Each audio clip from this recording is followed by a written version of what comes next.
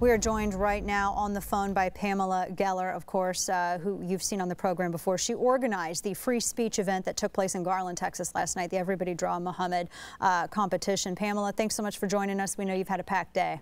Hey, Dana, how are you? I'm doing well. How are you holding up, most importantly? I see that half of the internet loves you, half of the internet thinks somehow that you were provocative. This seems like the same rape shaming logic that I see when people try to shame rape victims.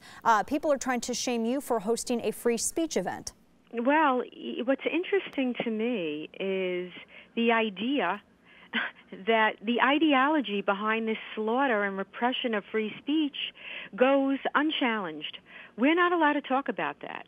The fact that I expose it or highlight it makes me the problem. But as we've seen, Dana, over the past 10 years, this scrubbing and whitewashing and censoring of the jihadic doctrine and the Sharia has only emboldened it. And it has advanced at such a rapid pace because it's meeting no resistance in the West. Absolutely. If we suppress or we censor or we ban political cartoons, which is what Muhammad cartoons are, because it's political Islam that seeks to impose the Sharia on the freedom of speech in our country. Once we do that, what's next? You can't have Muhammad plays or, Muhammad book readings. I mean, where does it end? The thing is, it never ends. One only has to look at the incredibly repressive Sharia societies to see where this leads. It leads to totalitarianism.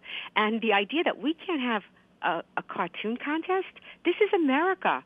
Right. In 2015, this is not a Sharia country, and the people that are so willing to abridge our freedom so as not to offend savages are in for such pain and serious bloodshed. They have seen nothing yet.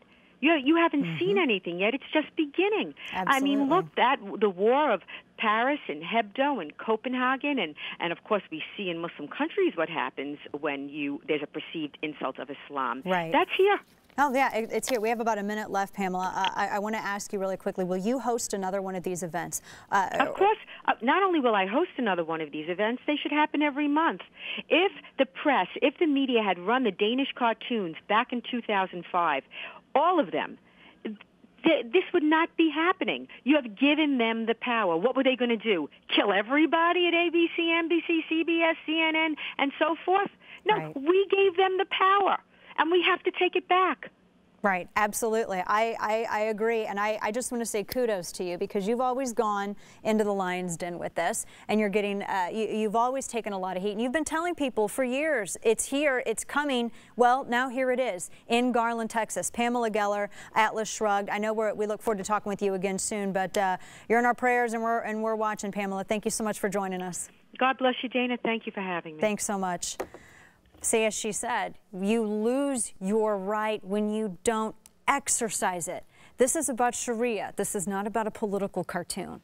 It's about free speech. This is the United States of America. And if you don't like cartoons, go find a country that has Islamic jurisprudence that regulates that. Not here. From Dallas, good night, America.